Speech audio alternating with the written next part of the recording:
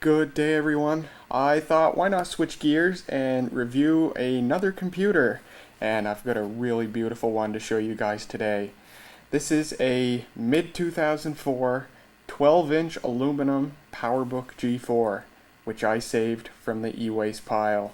And I'm pleased to report that this computer is perfect in every way. It works absolutely perfect after I sorted out a few issues with it. And aside from some very minor cosmetic dings, it looks perfect. This computer is so perfect. In fact, I consider it one of the best things that I pulled from the e-waste pile. Super happy that I got this computer. I got it without a power adapter, so I went on eBay and I bought one. This is a genuine Apple 45 watt power adapter. Apparently later in the life of the aluminum G4, they switched to using a 65 watt power adapter, and I think they actually recommended that anyone still using a 45 watt adapter upgrade to the 65 watt. Apparently the 45 watt turned out not to really have enough power to run one of these without overheating or whatever. But I got what I could find for an affordable price on eBay, and so far this one's working just fine. Let's open this thing up. Another issue it had was it was missing two keyboard keys, the 2 key and the M key. I bought 2 new keys. They came from a website called replacementlaptopkeys.com, and I got them for a really excellent price, 10 or 12 bucks for both keys, shipped directly to Canada. That's excellent. Super happy about that. And the keys, you know, they're the real thing. You know, they are identical to what originally would have been there. So that's awesome. Something I do want to mention, in case any of you guys ever come across a laptop with a key missing to this extent, was one of the keys on this, I forget which one, I think it was the M key, actually had even the rubber dome missing. When it comes to laptop keys, at least laptops with keyboards of this style, the rubber domes are glued onto the key switch itself. They are glued down with a special glue. And in this case, the M key here, whoever took the key off, they also ripped the rubber dome off, so it was missing the rubber dome. Well, Replacement Laptop Keys ships the rubber domes with the keys, which is nice, but they don't give you any way to actually stick the rubber dome back on. You have to glue the rubber dome back on yourself. Well, I was able to do that, and I'll tell you how. First of all, never use super glue. It'll break down the rubber, destroy the rubber dome. Never use super glue. What I did was I used RTV silicone.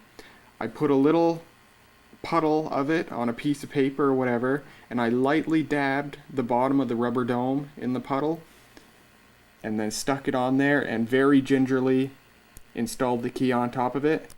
Working just fine, still working just fine. So that problem solved. Excellent.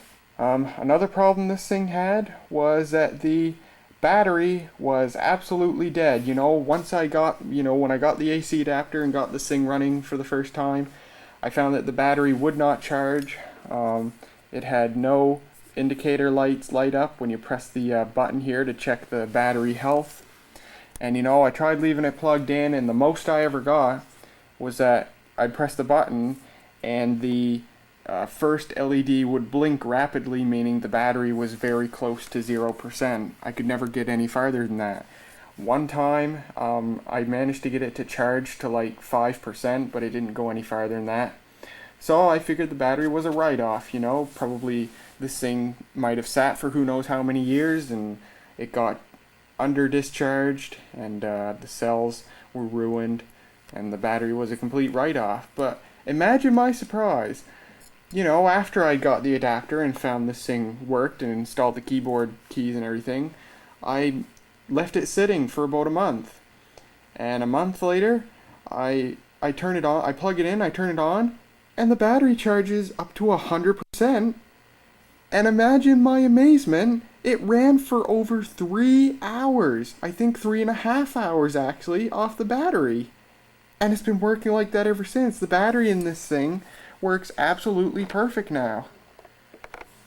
It went from acting like a complete write-off to now me getting over 3 hours of runtime off of it. I don't get it. How does a battery do that? Why did it act completely dead in the first place when it's clearly a very healthy battery? I don't know, but I'm really glad it came back to life because it saved me a lot of money to get a battery for this thing. So yeah, this thing works absolutely absolutely perfect now, and I'm very happy. So a little bit of a history. The original PowerBook G4, the titanium model, came out in 2001, and the aluminum model replaced it in 2003. Now the titanium G4, nice of a laptop as it was, and as tough and high quality as it was touted to be, had a ton of electronic and hardware issues. There were a lot of electronic problems with the titanium G4, and it had a lot of physical issues. If I remember right, the issues were similar to what the plastic MacBook, the original MacBook has. You know, trim pieces, would lift off of the titanium G4, and despite its name, the bulk of the laptop was actually made of plastic, and what few titanium panels there were, they were painted, so the paint would wear off and it would look super ugly. The titanium G4, a really nice and historical machine, but it was a pile of junk. It really was, the titanium G4. It's actually really difficult to find a good working titanium G4 today, just like with the plastic MacBook. They just suffer so many issues, and age has not treated them well for sure. But the aluminum G4 actually fixed just about all that stuff. The aluminum PowerBook G4 is an excellent machine, high quality, and if I remember right, they don't really suffer any age-related issues outside of normal stuff like the batteries going bad and stuff. These are a great laptop, extremely durable and very reliable. The aluminum metal, and unlike the titanium G4 where the bulk of the laptop's frame was made of plastic, this is mostly aluminum, all the structural parts.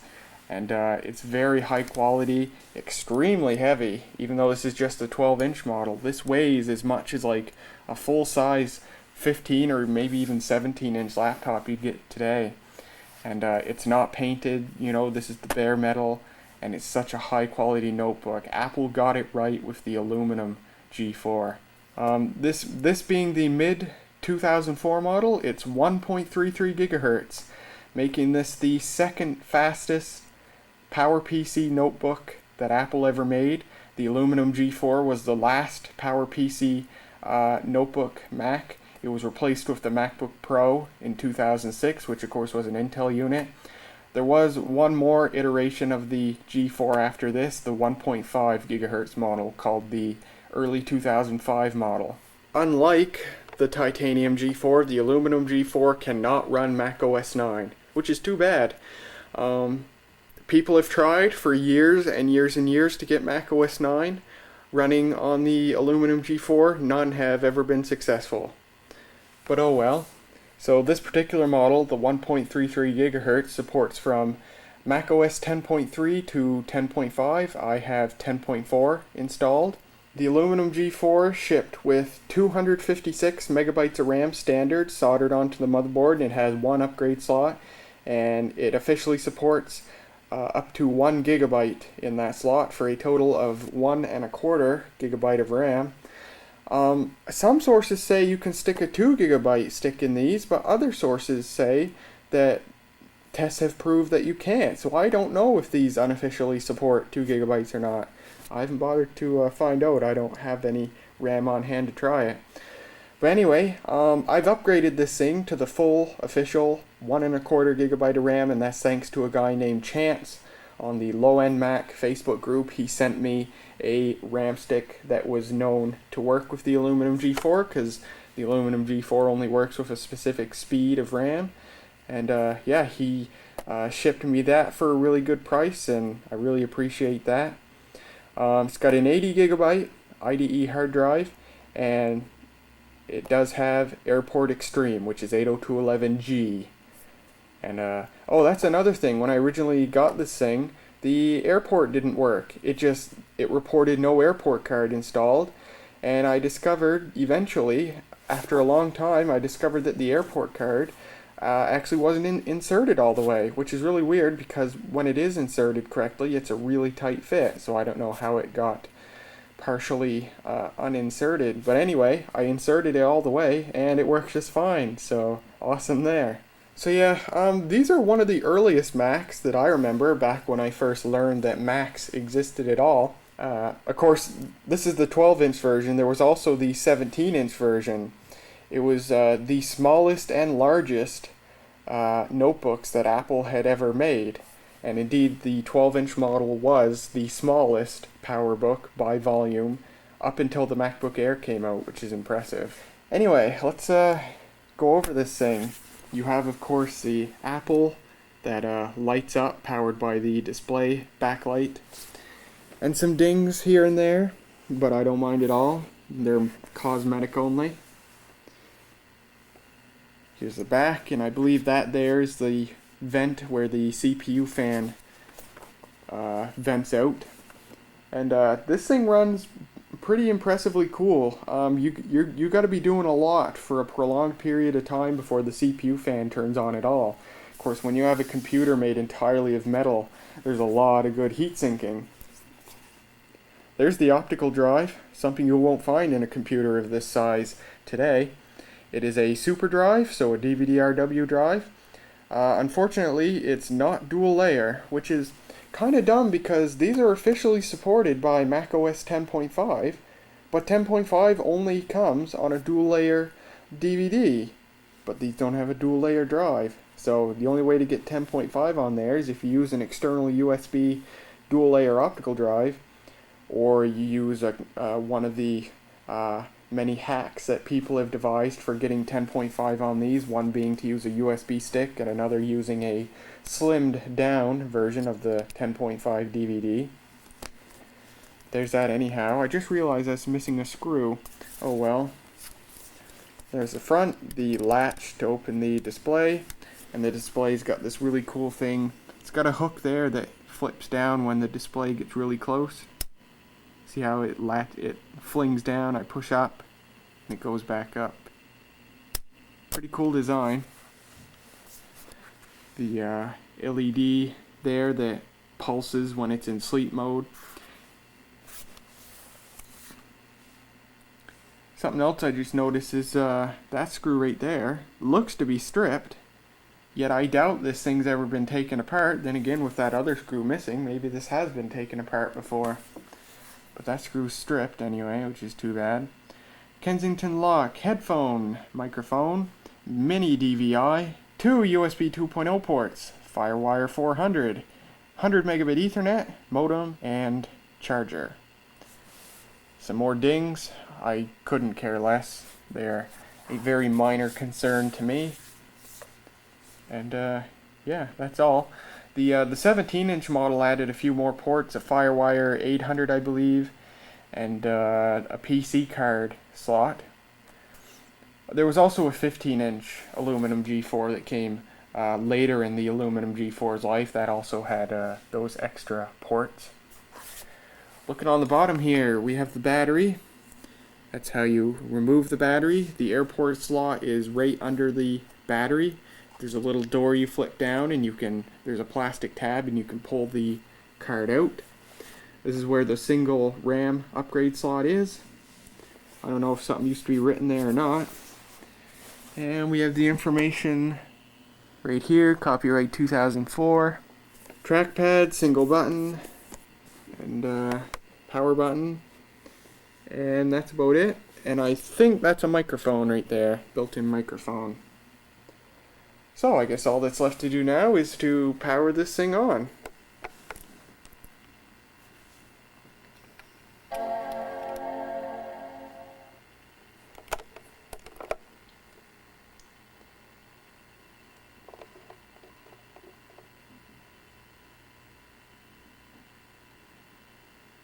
And here we are, starting up into macOS 10.4.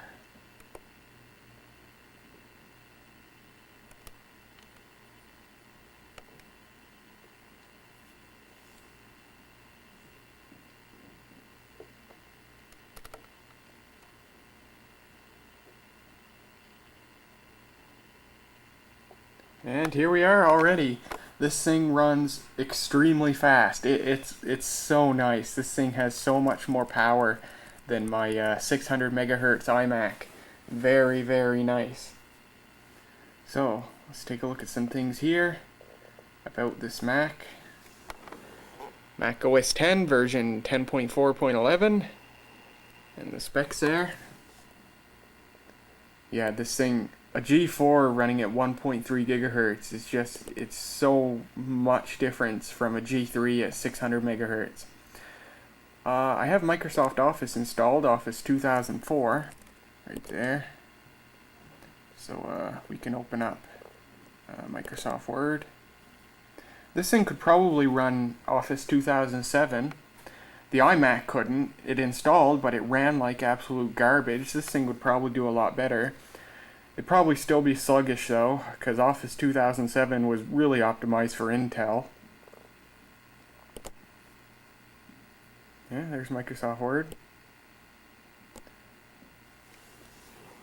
Word 2004 for Mac, Microsoft.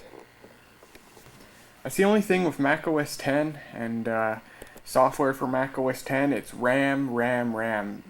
Everything needs so much RAM. The more RAM, the better when it comes to Mac OS X, especially when you get to Mac OS 10.5. Like 10.4 runs beautiful on this. 10.5 would probably be, you know, you'd probably need a bit of patience compared to 10.4. I wouldn't upgrade this thing to 10.5 just for the heck of it, because I know performance would suffer compared to 10.4. So I want to keep this thing on 10.4. So there's Microsoft Office. I also have iLife installed, iLife 05, and I installed it for only one thing, iMovie. This is indeed the machine I am currently using to transfer video from my Digital 8 camcorder, which you can see right there. I plug it into the FireWire port, and it works beautifully. And I transfer it over to the ThinkPad and edit it on the ThinkPad. And I have a folder here with video from the series I'm currently editing and uploading on the HP LaserJet 4M.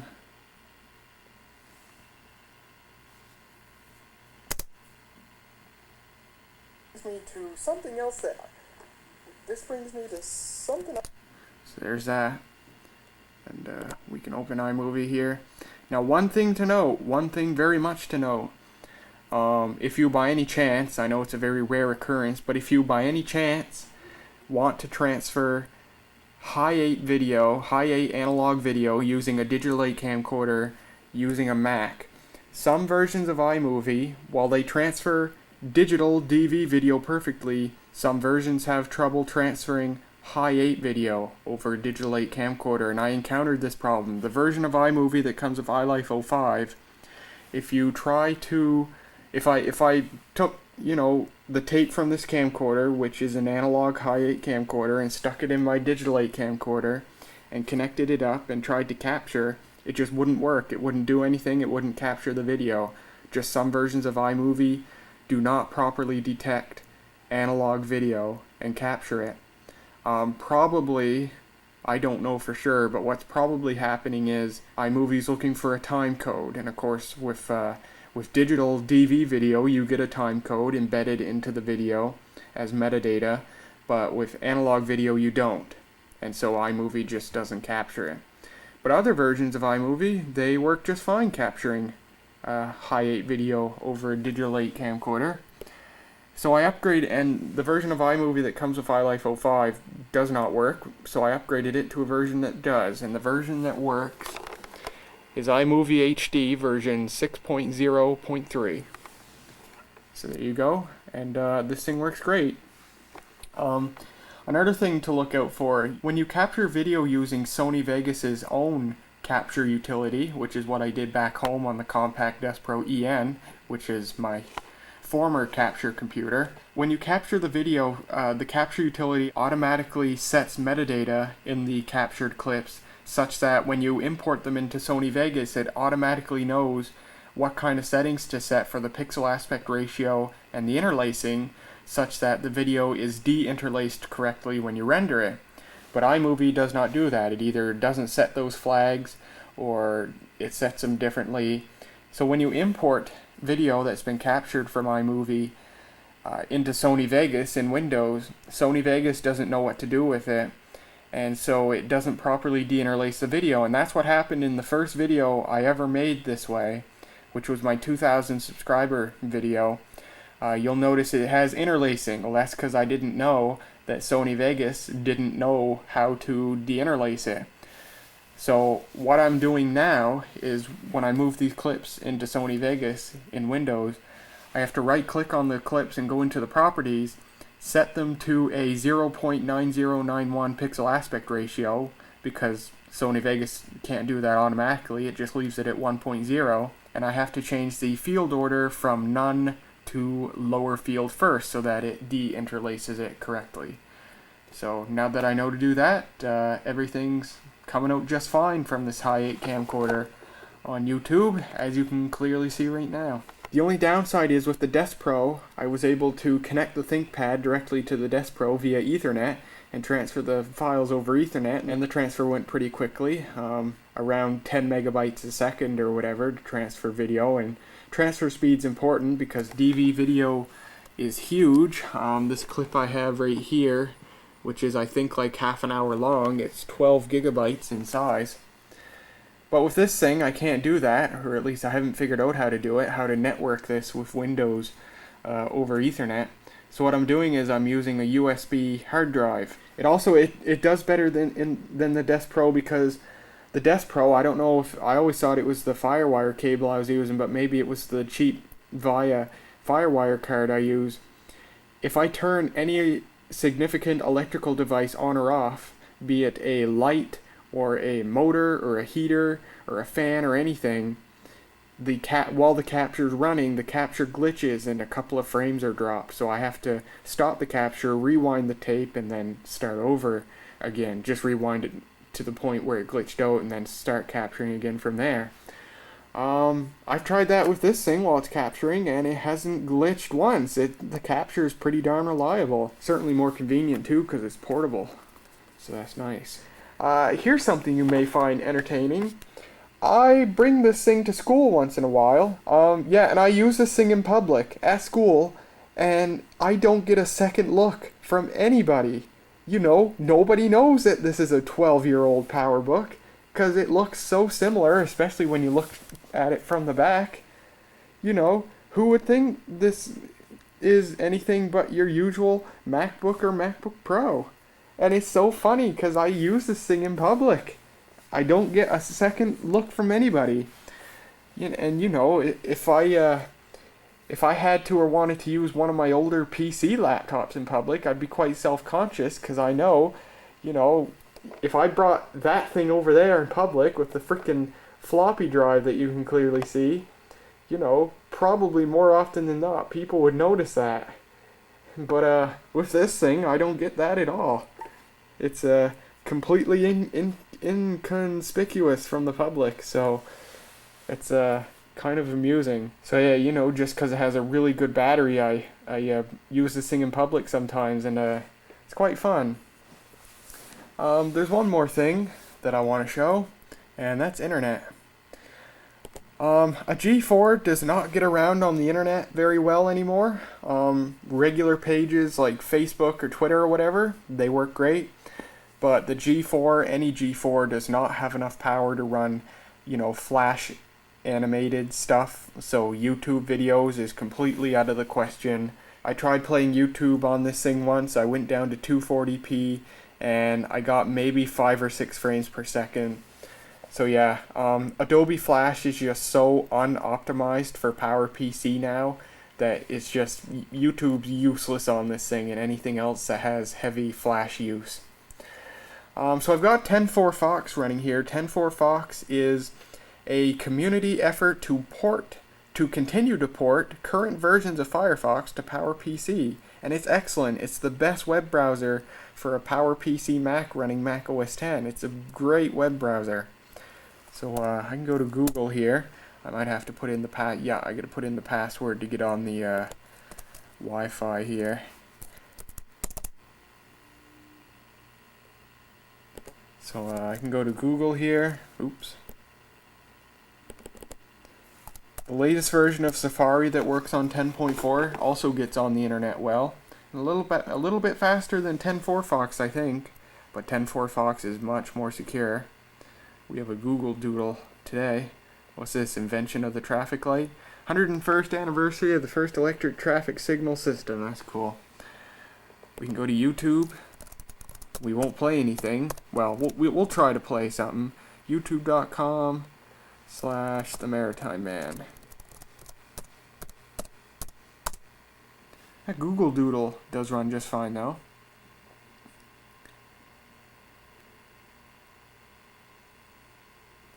But yeah, these get around on the internet okay. Especially a faster G4 like this is. A slower G4 might not so well. But a faster G4 gets around okay. You just gotta be patient. And you're not gonna be playing any internet video. I'll show you how videos play. Oh yeah, and YouTube's upgraded the interface lately, which uses even more CPU power. So yeah, a PowerPC Mac will never play YouTube again. Maybe a G5. I haven't looked up whether or not a G5 system can. Well, I guess we don't even get 240p here. Our only setting's 360p, despite the fact that all my videos are in 480p, but whatever. Alright, this video is going to serve a dual purpose to my usual subscribed viewers. In this video today, you're getting about 1 frame per second. So yeah, YouTube is not a thing these will handle anymore. But oh well. The rest of the internet works pretty good though. I've been on Facebook on this, and I've been on many forum websites, and they all work great. So yeah, a G4 is not really that great for the internet anymore. But if you are patient, it gets around most websites perfectly fine, especially if you install AdBlock on 10.4 Fox, and then you don't get those stupid, annoying animated ads that suck up your CPU time. Something else I want to show you now is a game from a time when Macs were actually considered a viable gaming platform. It's Remedy Entertainment's Max Payne. I love Max Payne, love the whole series. I've played all 3 of the games. The first one I haven't finished yet though. That's what I originally was doing on this thing. Oh, I need the CD. Indeed, Max Payne was ported to the Mac.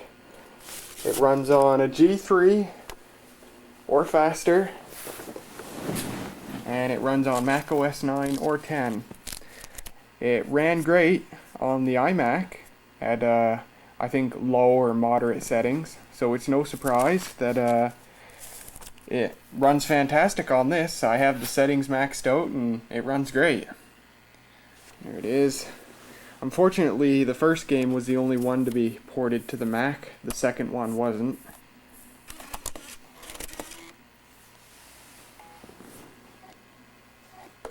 But it runs fantastic, and yeah, a couple months ago I was playing it pretty religiously on this with the intention of finishing it, but then I just became uninterested. I played with a Dell USB optical mouse plugged in for the mouse.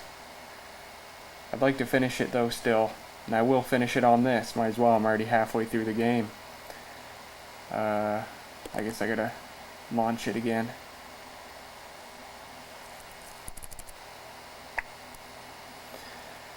Yeah, I'm on all the maximum settings. Max Payne's a couple of years older than this computer is, so it's no surprise. It should be no surprise that it runs perfectly on maximum settings. Max Payne dates from I think 2001 or 2. I gotta go on manual focus here.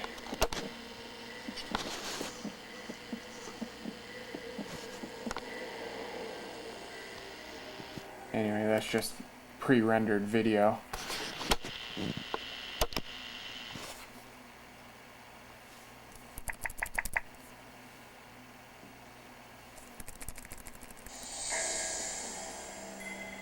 I forget where I even was in the game.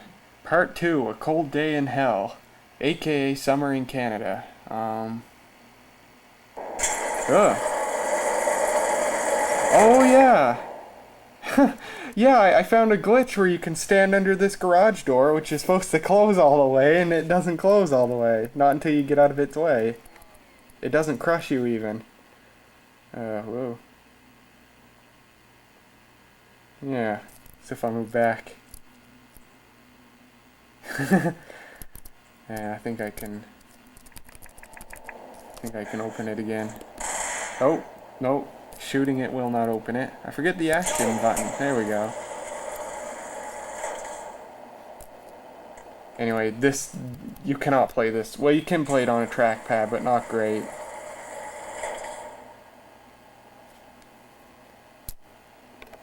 I see I'm almost dead, as usual. But, yeah, it runs absolutely fluid on this.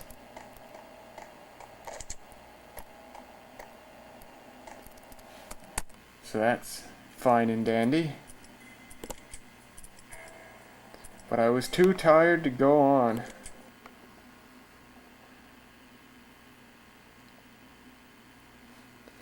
It should be said that the keyboard on this is excellent. One of the best laptop keyboards I've ever had the pleasure to use. And the speakers are excellent as well. They're extremely loud and very clear, very high fidelity. Impressive. Should not be surprising for a high-end computer, as this obviously would have been $1,800 in 2004.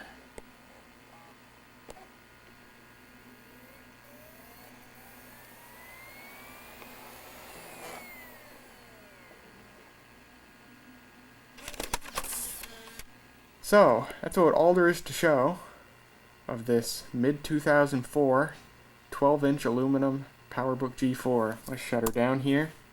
It's a really nice computer, and I'm totally glad I got this thing. It's a beautiful, beautiful computer. So in the future, I don't think it'll be anytime soon, but eventually I'll upload a video of this thing running 10.5 so you can see what it looks like. But until then, I hope you guys enjoyed this video, and I will see you guys later. Here's everything I got. Several desktop PCs, and then over there, several laptops. This was my haul. I spent a couple of hours there just digging through the stuff, which was a lot harder than I thought it would be. The keyboard blinks. Hey! Oh, sweet. Oh my god. You know, I was getting ready to call this motherboard a lost cause.